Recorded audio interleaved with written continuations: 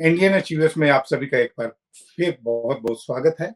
और हर बार की तरह हम एक बार फिर हाजिर हैं हमारे एक नए मेहमान के साथ। इस बार हमारे जो मेहमान हैं वो अमेरिका के शिकागो राज्य में रहते हैं और वो पेशे से पत्रकार हैं और काफ़ी राजनीतिक रूप पर काफ़ी सक्रिय हैं। उसके अलावा सबसे बड़ी बात है कि वो विश्व हिंदू परिषद अमेरिका की मीडिया प्रभारी भी हैं। और जी हाँ, मैं बात कर रहा हूँ हमारे आज की मेहमान वंदना झिंगन जी का, जो शिकागो में कार्यरत हैं। वंदना जी, आपका बहुत-बहुत स्वागत है हमारे इस कार्यक्रम इंडियन अचीवर्स में। और आज हम चर्चा करेंगे थोड़ा-सा राजनीति को लेकर, भारत में होने वाले अगले साल चुनावों को लेकर और विश्व हिंदू परिषद की भूमिका कह लो या उसके क्या कार्य हैं यहाँ पर। हम इन्हीं चीज़ों को लेकर आज वंदना जी के साथ थोड़ी-सी गरम, थोड़ी-सी नरम चर्चा करेंगे। तो विजय जी और मैं आज शुरू करेंगे। वंदना जी, आपके साथ बातचीत से सवाल होगा। तो वंदना जी नमस्कार, आपका स्वागत है। और ये बताइए, आप तो अमेरिका में रहती हैं। पिछले कुछ दिनों से ऐसी खबरें आ रही हैं कनाडा से और अमेरिका से भी, जबकि खालिस्तानी मूवमेंट सिर उठाने लगी है और काफ़ी उन्होंने शोर-शराबा किया है। हमारी एम्बेसी के बाहर आग भी लगाई और हमारे एम्बेसडर्स के नाम वगैरह भी वो डिस्प्ले कर रहे हैं। तो इस विषय में आपकी क्या प्रतिक्रिया है? सबसे पहले नमस्कार विजय जी, आपको और राजीव जी और हमारे सभी देखने वाले दर्शकों को। पता नहीं, शायद आप गेज कर गए थे कि ये मेरा बहुत ही अ, महत मतलब कोई विषय होता है जो आपके हृदय के बहुत नज़दीक होता है, उसमें से ये एक है। और मैं बहुत अ गर्व के साथ कहती हूँ कि हम लोग सनातनी हिंदू हैं। मैं हिंदू अमेरिकन अपने आप को एड्रेस करती हूँ। और जब तक बात करते हैं एक संस्था जिसका परिचय दिया गया, विश्व हिंदू परिषद, तो अगर हम उसकी प्रार्थना भी करते हैं राजीव जी, उसमें बोलते हैं सत श्री अकाले, जैन बुद्ध सिखे। तो सबसे ज़रूरी है जानना कि सिख एक धर्म नहीं, एक पंथ है। हैं, और हिंदू सनातन उसमें से 125 पंथ आज की तारीख में हैं। तो ये आपने कहा कि अभी ये हुआ है, अभी नज़रों में आया है, बट एक स्लीपिंग सेल की तरह ये लोग काम कर रहे थे। ये बहुत ज़रूरी है जानना, ये कोई नया नहीं है, हैं? आप इस इतिहास को अगर सब लोग जानते हैं, तो जानते होंगे कि ये समस्या कहाँ से शुरू हुई थी, इसका कौन-कौन साथ दे रहा है और पहले भी किसने दिया है। चुन-चुन के बसेस में से एक इतिहास जानना, क्योंकि काफ़ी अब पीढ़ी उस तरफ 80 के बाद में एक नई पीढ़ी आ चुकी है, जो ये जानते भी नहीं कि कैसे ये शुरुआत हुआ। ये उससे भी पहले हुआ, हमारे जन्म से, बिकॉज़ एक कि हमको एक अलग राज्य चाहिए। बट जो लोग ये कार्य कर रहे हैं, चाहे वो कनाडा में हो, सैन फ्रांसिस्को अमेरिका में हो या वाशिंगटन डीसी में हो, शिकागो में भी हो, हैं? तो वो लोग जो हैं, उसमें से कितने सारे लोग तो वहाँ बॉर्न भी नहीं हैं।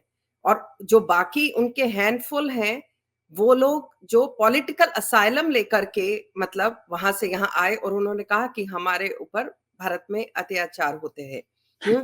बट लेकिन आयरनी क्या है कि अ, आप you want cake and eat it too. उधर से तो आप दिखाते हैं कि आपके ऊपर बहुत कुछ हुआ और यहाँ फिर आप दोबारा भारत का वीज़ा लेके भारत जाना भी चाहते हैं। हैं? तो ये बहुत बड़े दुर्भाग्य की बात है कि और इस मामले में भारत सरकार की अभी जो डिप्लोमैटिक रिलेशनशिप है, उसका आपने भी नतीजा देखा और सारे दर्शक भी देख रहे हैं कि उन्होंने इस चीज़ को बहुत स्ट्रांगली लिया है और कंडेम किया है। बट लेकिन एक हमारा जो पास का राज्य है, देश है कनाडा, उसने पहले इस चीज़ को इतने हल्के में लिया था और हम जानते हैं जो वहाँ के अध्यक्ष हैं जस्टिन ट्रूडो, उनकी जो इस विषय में वो रही कि कोई बात नहीं, हम लोग अभिव्यक्ति की आज़ादी के नाम के ऊपर काफ़ी कुछ गलत कर पाते हैं। बट लेकिन अमेरिका की जो सरकार है, वो इस विषय में बहुत सचेत है और हमारे एक कॉलीग थे, मैं नाम लेने से भी नहीं झिझकूँगी क्योंकि एक पब्लिक न्यूज़, ललित झा जो पीटीआई के रिपोर्टर वाशिंगटन डीसी में, उनके साथ भी मिसबिहेव किया गया। सैन फ्रांसिस्को कॉन्सुलेट को जलाया गया और थोड़ा मेरा लंबा हो रहा है बट लेकिन बीच में जाना। नहीं, 6 कोई बात नहीं, कोई बात नहीं। 6 जून की तारीख होती है जब ये काफ़ी सालों से हर कॉन्सुलेट के बाहर आकर के ये लोग जो है प्रोटेस्ट करते हैं। कॉन्सल जनरल्स को जा करके ये लोग मेमोरेंडम देते हैं और कितनी बार वैंकूवर में जो कनाडा है वहाँ कॉन्सल जनरल्स जो हैं उनके साथ में इस तरह से मिसबिहेव किया गया है। हमारे भारतीय राष्ट्र ध्वज जो है, झंडा, हमारा तिरंगा, उसका अपमान किया गया है। That is a public news. But लेकिन पहले की सरकारों ने इस चीज को इतना लाइटली लिया कि अब ये जो कैंसर जो पहले एक छोटी सी उंगली में था अब वो सारे शरीर में फैलता जा रहा है। हमने इंग्लैंड में देखा, ऑस्ट्रेलिया में देखा और हम अमेरिका की भी बात कर रहे हैं वहां और कनाडा। तो जहां जहां पे भी ये रेफरेंडम कभी लेकर के आ जाते हैं पर वो हैंडफुल लोग हैं। But there is a reason why they are able to do it. मैं हमेशा से एक बात कहती हूँ और कि जो साइलेंट मेजॉरिटी है उसकी वजह से वायलेंट माइनॉरिटी जो है वो जीत जाती है। तो अभी हम लोग इधर जिस संस्था से जुड़े हैं, विश्व हिंदू पारिवारिक संस्था है, तो हम जाकर के उधर भारतीय सरकार के फेवर में दिखाते हैं कि नहीं, ये जो है कुछ किया गया। और इस गवर्नमेंट ने तो जितना सिखों के लिए किया है मतलब रिमार्केबल। मोदी जी ने तो 550वीं जयंती मनाई कॉन्सल जनरल ऑफिसेज में, सारी एम्बेसीज में, आप सब जानते हैं। और जो 1984 के दंगों के दोषी थे उनको सजा भी दिलाई है। बट लेकिन अभी भी इनकी क्या डिमांड है उस चीज का। और जब मैं पूछती हूँ कि मुझे कैमरा पे आप बताइए, but nobody wants to talk about that. That is an Vandana irony। जी, और मैं भी वंदना बहुत बार गालियां खा चुकी हूँ। जी, वंदना जी, आपने गालियां खाई और आप विश्व हिंदू परिषद अमेरिका को रिप्रेजेंट भी कर रही हैं। आपने ये बताया कि विश्व हिंदू परिषद का यहाँ पर उद्देश्य भारत में जो उद्देश्य है उससे हटकर है और चैलेंजेस अलग हैं। लेकिन आपकी बातों से क्या ये लगता नहीं कि अब यहाँ पर भी विश्व हिंदू परिषद को खुलकर सनातनी देश बनाने के लिए अपनी कार्यशैली बदलनी चाहिए या नहीं बदलनी चाहिए?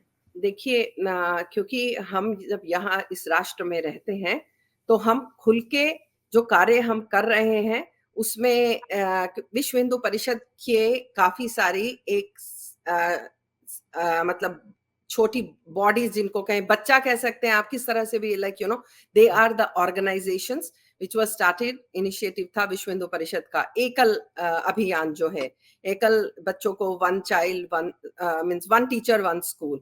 सेवा इंटरनेशनल, सेवा ने तो इस बता जो काम किया है, सेवा कहाँ थी और सेवा top 10 charitable organisations world wide बन चुकी है। चाहे वो कैटरीना रहा हो है और फिजी में कहीं पे भी जहां पे भी समस्या आई है तो ये कोई भारत के लिए ही नहीं, इवन अमेरिका के लिए और विश्व में हर जगह वो काम करते हैं। फिर एक हमारी है सपोर्ट अ चाइल्ड ऑर्गेनाइजेशन, फिर हमारी है हिंदू मंदिर एग्जीक्यूटिव काउंसिल, फिर हमारा है हिंदू वुमेन नेटवर्क। सो ये और जो इस तरह की संस्थाएं हैं, एचएसएस, उनकी शिकागो लैंड में भी 5 शाखाएं लगती हैं। एचएसएस का मतलब हिंदू स्वयंसेवक संघ, जैसे भारत में आरएसएस है। तो जब ये संस्थाएं होती है फिर ये अपना इंडिपेंडेंट काम करती हैं। बट लेकिन एक परिवार जैसे ग्रैंडफादर अम्ब्रेला समझ लीजिए, तो हम लोग जब मिलते हैं तो हम वर्ल्ड हिंदू कांग्रेस जब हुआ था तो उसमें हम लोग सब साथ में उसको रेट्रो करते हैं कि क्या क्या चैलेंजेस, अभी जैसे कास्ट बिल का कैलिफोर्निया का चैलेंज है, तो अब यहाँ की जो एक हिंदू अमेरिकन फाउंडेशन वो यही मतलब परिवारी के बच्चों ने वो शुरू किया था, उसको भी अब 15 साल हो चुके हुए हैं एस्टैब्लिश हुए हुए, and they are doing advocacy role. तो वीएचपी जो है विश्व हिंदू परिषद ऑफ अमेरिका काफी खुल के इस मामले में कि हम लोग जो हैं अपना रोल निभा रहे हैं और एक्टिवली पार्टिसिपेट कर रहे हैं through the different divisions of hours. तो वंदना जी, थोड़ा सा भारत का जो राजनीतिक परिदृश्य है उस पे थोड़ी सी चर्चा करना चाहूंगा। पिछले 10 साल में हिंदू एज सच को यूनिफाई करने का काम हुआ है और वो दिखता है धरातल पे भी। जाति के नाम पे या इस तरह से बटे हुए थे लोग, थोड़ा यूनिफिकेशन हुआ है। आपको क्या लगता है कि हम हिंदू राष्ट्र बनाने की ओर तेजी से बढ़ रहे हैं? नंबर 1। नंबर 2, क्या हिंदू राष्ट्र संभव है? बिल्कुल आपकी बात से मैं सहमत हूँ। मैं अभी भारत से आई हूँ। मुझे मतलब 2-3 हफ्ता हुआ, तो मैंने 2 सम्मेलन में भी भाग लिया था। वहाँ एक जब बात करते हैं मुस्लिम कितने सारे कंट्रीज़ हैं, पर अगर हिंदू की बात करें, हम लोग 1 बिलियन से ऊपर पॉपुलेशन है, हिंदू पॉपुलेशन वर्ल्ड वाइड। हमारे पास कहने के लिए एक राष्ट्र नहीं है। तो अभी अगर मैं बात करूँ, लोग बोलते हैं अखंड भारत तो दूर की बात है, पर जो हमारा अपना है, हम उसी को अगर समेट लें, वो हमारी इस वक़्त 911 नीड है। 911 से हम सब जानते हैं कि इमरजेंसी जिसको बोलते हैं, वो वाली ज़रूरत है। उसका क्योंकि कारण क्या है कि भारत के कितने राज्य, आई थिंक 7 राज्य हैं, जहाँ हिंदू इस वक़्त माइनॉरिटी में हो चुके हुए हैं। तो अगर आप उस चीज़ को आते हुए वक़्त का चैलेंज नहीं देख पा रहे, तो ये हमारे लिए बहुत बड़ी गलती होगी। We have to realise that Hindu Rashtra का ये मतलब नहीं है कि जो बाकी लोग रह रहे, क्योंकि जब 1947 1947 में पार्टीशन का मेन कारण क्या था? वो रिलिजन के बेस पे, that was the only one reason, it was based on the religion.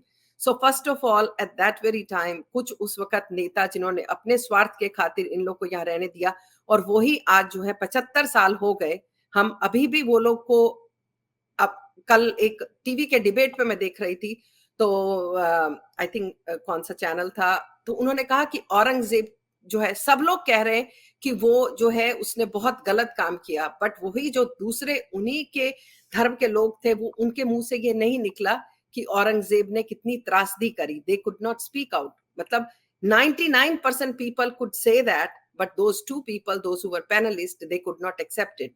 तो क्या मतलब ये जरूरत नहीं है?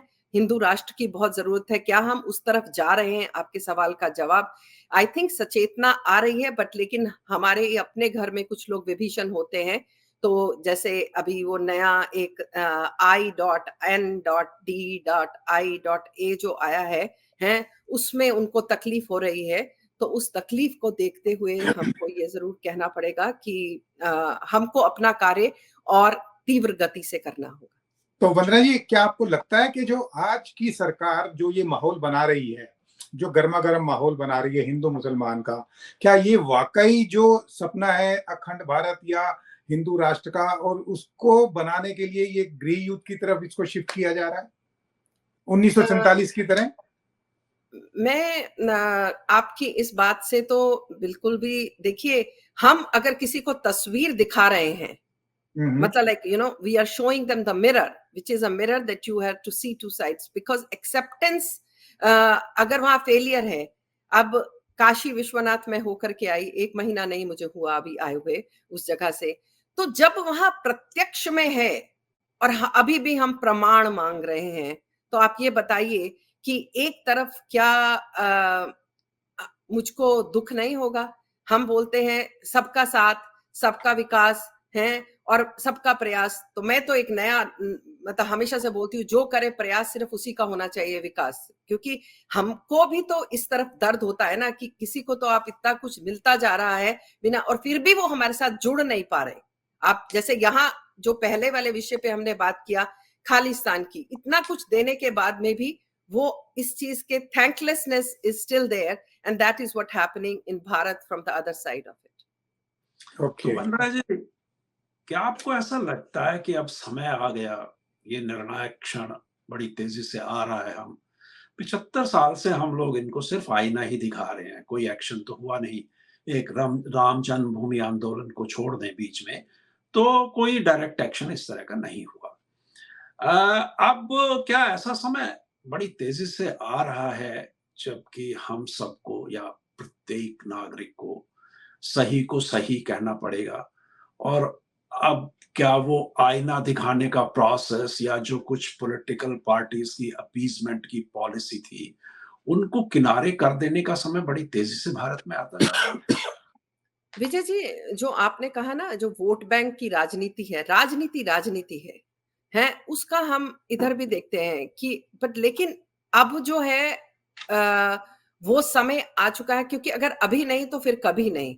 क्योंकि ये जो जनरेशन में जोश है, ये वाली जनरेशन ही अगर कुछ कर पाएगी तो कर पाएगी हमारे वाले, बिकॉज़ आने वाले जनरेशंस, क्योंकि हमने पिछले जो 70 साल में हम खोए हैं, हमको तो सही इतिहास भी नहीं पता था, हैं? अगर हम बात करें हमारे पाठ्यक्रम जो हैं, जो हमने पढ़ा हुआ है, अगर अभी आप उसको बदल रहे हैं, तो एक जनरेशन तो ऐसी थी ना जो पढ़ कर के पास हो कर के चली ही गई इस दुनिया से, बिल्कुल हैं? ठीक है। तो उस चीज़ के लिए हम सबको, जो भी हम बचे हैं, आज मैं आपको बताऊँ, मेरे माता और पिता 1947 के सर्वाइवर हैं। जी। तो हमारे पास में 1947 का हिंदू जेनोसाइड का इतिहास ही नहीं है। हमने उसको कहीं रजिस्टर ही नहीं किया कि किस तरह से, मतलब कोई जो ब्रिटिशर्स हैं, मेरी माँ इस वक़्त 86 इयर्स ओल्ड है और मेरे पिताजी जिनका अभी 7 महीने पहले देहांत हुआ, वो 95 इयर्स के थे।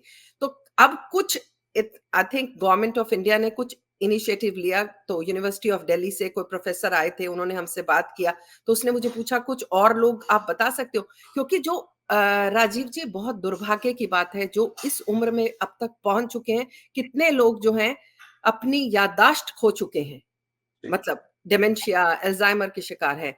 तो ये तो कोई भी, अगर आज हमको उससे सीखना चाहिए कि जूइश कम्युनिटी ने क्या किया है अपने, मतलब लाइक जो कितनी छोटी पॉपुलेशन है, और हम तो अभी भी जो कह सकते हैं कि विश्व में हिंदूज़ जो हैं, हम लोग 1 बिलियन पीपल होकर के वर्ल्ड वाइड, पर हमारे पास अपने लिए कोई भी एक राष्ट्र नहीं है कि अगर हम चाहें कि हम वहाँ जा सकें वापस में। तो इसकी तो बहुत बड़ी आवश्यकता है। तो वंदना जी, ये बताइए, इसकी आवश्यकता है हमारे को, और अभी मोदी सरकार के 2 टर्म पूरे हो चुके हैं, तीसरे टर्म के लिए अगले साल चुनाव है, और ये जो माहौल बनाया गया है और ये जो 2 भागों में बाँटा गया है, अब पूरी स्थिति जो है पूरी तरीके से आमने-सामने की है। तो आपको लगता है कि क्या मोदी सरकार तीसरी टर्म में आएगी और इस एजेंडा को आगे बढ़ाया जाएगा? राजीव जी, कुछ भी, रोम वाज़ नॉट बिल्ट ओवरनाइट। हुँ, हुँ। समय लगता है, क्योंकि आप तो मुझसे ज़्यादा जानते हैं, क्योंकि कोई भी बिल जो हम लाते हैं, उसको पास कराने के लिए आपको मेजॉरिटी चाहिए। अगर लोकसभा में है, तो राज्यसभा में भी आपको मेजॉरिटी चाहिए, उसको मतलब अप्रूव कराने के लिए। और जो हमारे अपने ही लोग, जब ही राम जन्मभूमि का जो इन्होंने वादा किया था, उसको ये निभा पाए। 370 को हटा पाए, जो संभव कितने सालों से हम पे एक वो कैंसर की तरह था। तो अभी हमने जब पहले कहा था, आप तो बात करते हैं भाईचारा, भाईचारा, वो लोग हो जाते हैं चारा, हम बन जाते हैं भाई, वो रह जाते हैं। तो ये जो है, अब आप देखिए किस तरह से डिफरेंट तरह के जिहाद हो रहे हैं लैंड का। अब जगह को ग्रैब किया, वहाँ पेंट कर दिया, फिर वहाँ पेड़ फिर एक छोटा-सा सीमेंट का चबूतरा मेन मेन लैंड्स के ऊपर। ये जब एन्क्रोचमेंट, जी, हाँ, लॉ मीन्स लैंड एन्क्रोचमेंट, पर ये जी। हमारे समय में इतना, उस तरफ से भी अब ये बढ़ता, जिहाद जो है हर तरफ से बढ़ता जा रहा है। हम यहाँ देख रहे हैं, हमारी बहन, बेटियाँ, बहू, वो भी इतना सुरक्षित नहीं, बट लेकिन उसमें जन जागृति की ज़रूरत है, बहुत ज़्यादा। थर्ड टर्म अगर इनको, अब इस वक़्त ये क्या लेकर के आते हैं, बिकॉज़ हर इलेक्शन मैनिफेस्टो में ये क्या वायदा करेंगे और उसको निभाने का, जैसे मैंने कहा कि जो कर रहे हैं, इनको भी तो इवैल्यूएट करना चाहिए ना, कि कहाँ से इनकी वोटिंग आ रही है। ये नहीं है कि सब कुछ इनको स्वीकार करना चाहिए। ये मैं बिल्कुल भी इस बात से सहमत नहीं हूँ कि कोई भी अगर उस साइड है, तो वो गुनहगार था, अगर मेरी तरफ आ गया तो उसके सब गुनाह माफ़ हैं। क्योंकि ये वो बीजेपी कोई गंगा नहीं है कि आके आप नहा लें तो आप शुद्ध हो जाएँगे। तो अगर आपके जो, मतलब प्रायश्चित तो करना ही पड़ेगा अगर कोई भी इस साइड आता है, क्योंकि ये आगे के भविष्य के लिए बहुत ज़रूरी है। तो जो इस तरफ हम जा रहे हैं, क्या ये सरकार कर पाएगी? थर्ड टर्म में आएगी? मेरा बहुत विश्वास है कि आएगी, और भारत के नागरिकों को इतना समझदार होना चाहिए कि हमारे पास में इस वक़्त और कोई विकल्प नहीं है। अगर हम वो जाते हैं, तो वो जो INDIA जो डॉट, डॉट, डॉट करके बनाया है, तो वो ईस्ट इंडिया जो करके गए थे, वही साबित होगा। तो वंदना जी, राम मंदिर आंदोलन हमारे जीवन काल में हमने सबने देखा उसे होते हुए, और जितना छोटे-मोटे लेवल पे हम लोग उसमें साथ दे सके, दिया भी। आपको क्या लगता है कि उसमें वीएचपी ने एक बहुत बड़ी महत्वपूर्ण भूमिका थी, राम मंदिर आंदोलन में वीएचपी की? अब देश के अन्य जो प्रमुख मंदिर हैं, काशी का, मथुरा का, ये जो बड़े महत्वपूर्ण मंदिर हैं हमारे धर्म के। इनको लेके किसी प्रकार के आंदोलन का कोई रूपरेखा, कोई तैयारी है क्या? देखिए, राम जन्मभूमि के लिए हम लोगों ने ग्राउंड पे जो काम किया था, जी। काशी के लिए उस तरह से नहीं, क्योंकि पर अब तो जो नेशनल आर्कियोलॉजिकल सर्वे जो है वो दिखा रहा है, बट लेकिन बात जो है, सबसे दुर्भाग्य की बात ये है कि जुडिशरी जो इस वक़्त है, वहाँ भारत में, जो उसका काम है, वो अपना काम तो छोड़ के रात को तेस्ला सीवत के लिए सैटरडे को कोर्ट बिठा देते हैं वहां से। और जो इस तरह के कार्य हैं, उसको आपको राम जन्मभूमि का भी हो 557 साल, तकरीबन 550 प्लस साल हमको इंतजार करना पड़ा।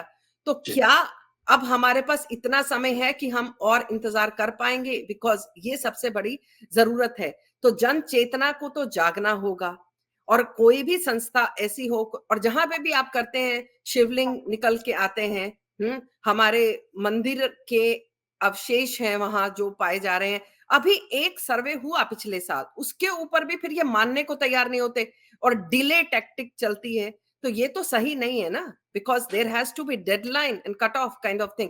और ये सिर्फ हमारे 3 मंदिरों, बिकॉज ये बोले कि हम 3 से मैं तो नहीं, क्योंकि अगर वही वाली, फिर हम 1947 को दोबारा नहीं दोहरा सकते।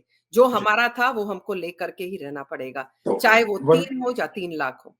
तो वंदना जी, आपकी इस बातों से ये साफ दिखता है कि अब जैसे अगले जनवरी को राम मंदिर का भव्य उद्घाटन होने जा रहा है, तो आपको लगता है कि क्या उसमें मोदी जी कोई बहुत बड़ा नगाड़ा बजाएंगे जिसका मैसेज भारत में नहीं पूरी दुनिया तक जाएगा, और वो मैसेज क्या हो सकता है? राजीव जी, आपने भी स्टैटिस्टिक्स नोट किया होगा कि जैसे ही ये काशी का कॉरिडोर बना, तो इस जी। 1 साल में ही वहां पे शायद 8 करोड़ लोग ने विजिट किया है अभी तक में। जी। इतना गोवा में भी लोग नहीं गए, मतलब 1/8 गोवा में गए जो टूरिस्ट डेस्टिनेशन था। तो अगर आप देखें उत्तर प्रदेश सरकार को उससे कितना रेवेन्यू मिल रहा है।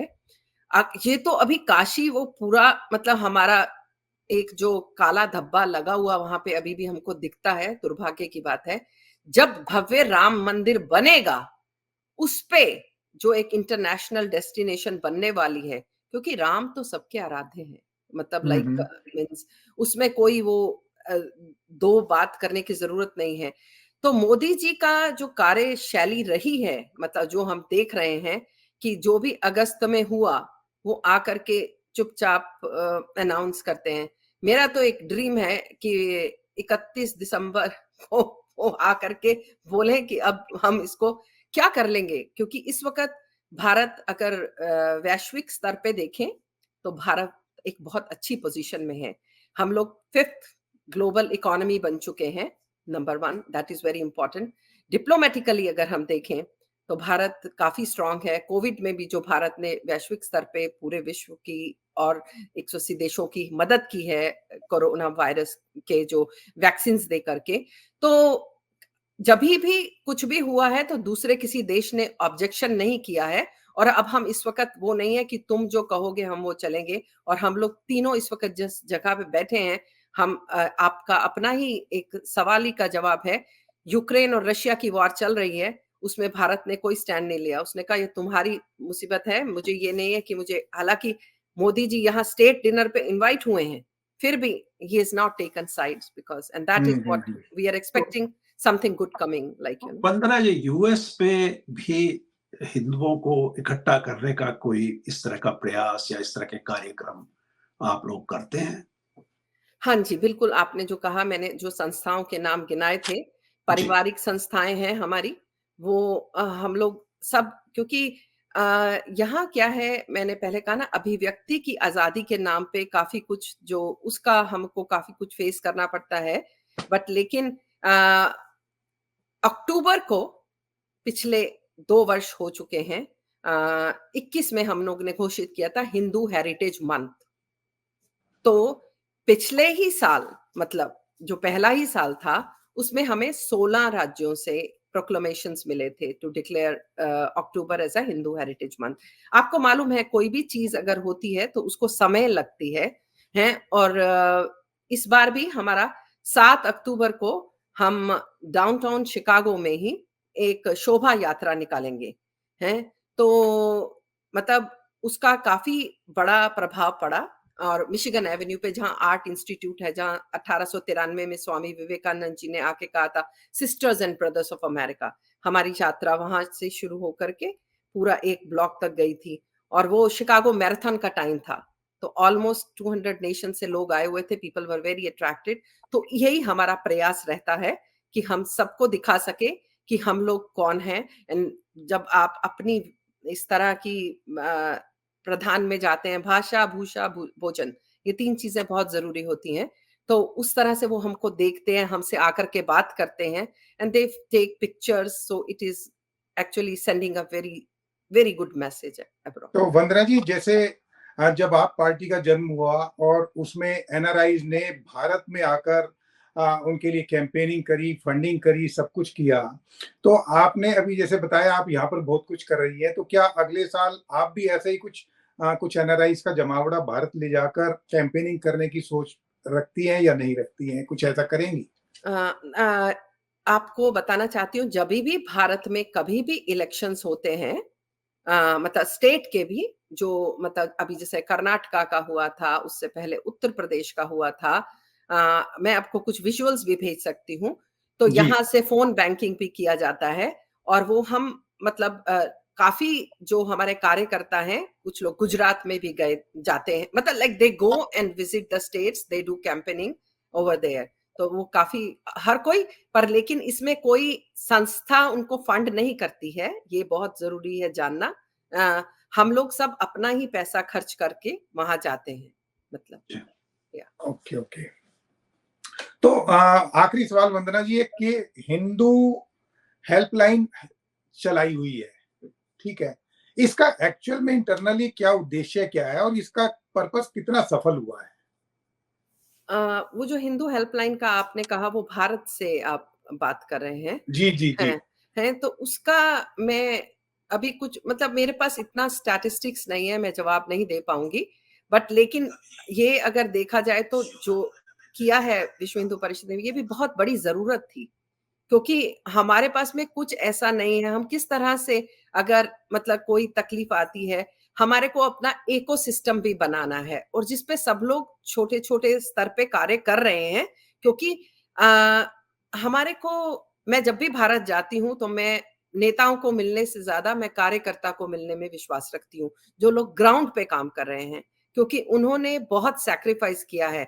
अगर आज हम इसको, ये जो भारतीय जनता पार्टी की बात करें, वर्ल्ड की लार्जेस्ट पॉलिटिकल पार्टी ये लोग कहते हैं, तो वो किस बेसिस पे बनी है? वो कार्यकर्ताओं के बेसिस के ऊपर बनी है, और उन्हीं का जो है, मैं मतलब हृदय से उनको बहुत आभार मानती हूँ, जो तपती धूप में, बारिश में लोगों के, अगर किसी के, क्योंकि पार्टीज़ जो हैं कार्यकर्ता ही बनाते हैं, एंड देन उनके, मेरे दुख दर्द में अगर कोई आएगा, संगठन की बहुत बड़ी जो जरूरत है, उसको अगर ये जो जी, जी। कार्य किया जा रहा है, तो वो बहुत बड़ा जरूरत है। और एक आपको मैं इसी में साथ में जोड़ूंगी, स्वामी विज्ञानानंद जी ने एक मुहिम शुरू किया था 2014 में, वर्ल्ड हिंदू कांग्रेस।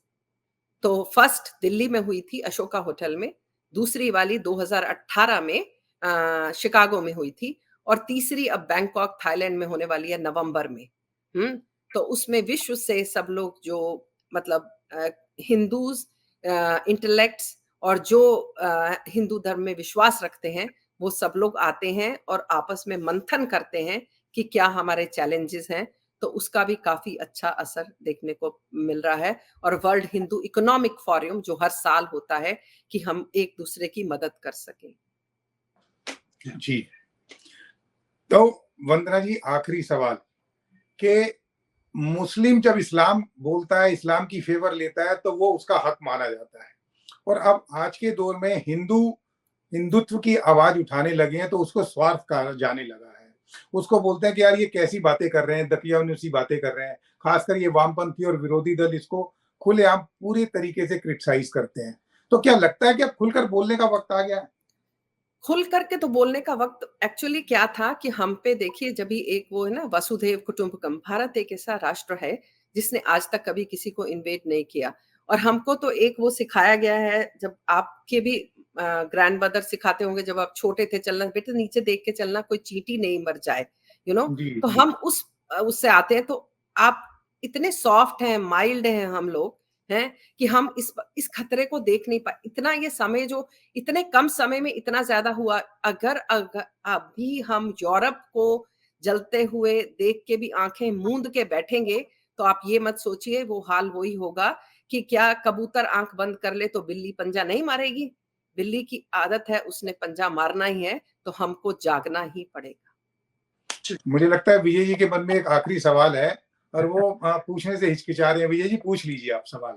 नहीं, मेरा तो सिर्फ़ यही सवाल है वंदना जी, मेरा अपना ये मुझे ऐसा लगता है कि जिस गति से देश के हर नुक्कड़ कोने पे अब हिंदू-मुसलमान होने लगा है, जिस तरह से हिंदू जागृति का एक युग प्रारंभ हो चुका है, इसके नतीजे क्या होंगे, ये बड़ी गहराई से समझना पड़ेगा हम लोगों को। अ, हम लोगों ने तो 70 साल तक बर्दाश्त ही किया है, तो अगर अभी हम ना जागे होते, तो अगले 10 साल में हमारा क्या होता, वो आप जान सकते हैं। तो ये जो जागृति हुई है, ये बहुत अच्छे के लिए हुई है। एक ही फ़िल्म आई थी, कश्मीर फाइल्स, उसमें विवेक अग्निहोत्री से पर्सनली मैं बहुत उसको अच्छे से जानती हूँ, बात भी किया। आप भी जानते हैं, इट इज़ जी, नॉट इवन 5% ऑफ इट जो उसमें दिखाया गया है। जी, हकीकत जी। तो उससे भी बहुत ज़्यादा गहरी है।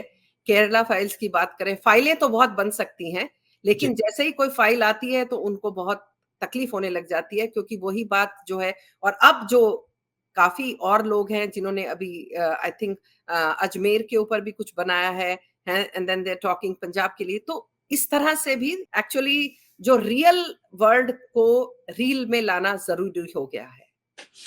चलिए खैर इस मुद्दे पर तो बात अनलिमिटेड टाइम तक जा सकती है। मैं बता दूं कि वंदना जी ना केवल राजनीतिक रूप से सक्रिय हैं बल्कि वो एक जानी-मानी पत्रकार भी हैं और मुझे लगता है कि हमारे दर्शक जान गए होंगे कि आज हमने वंदना जी को क्यों बुलाया है और क्यों इस विषय पर बातचीत की है। और मुझे पूरी उम्मीद है कि ये चर्चा अभी आगे और भी नया रूप लेगी और 2024 तक नए रंग दिखाएगी। वंदना जी आपका बहुत-बहुत धन्यवाद कि आप हमारे कार्यक्रम में आई, समय निकाला और मुझे पता है कि आप काफ़ी थकी हुई थी, उसके बावजूद आपने समय निकाला, वो एक आभार, तारीफ़ के लायक बात है। थैंक आभार। You very much. धन्यवाद। धन्यवाद।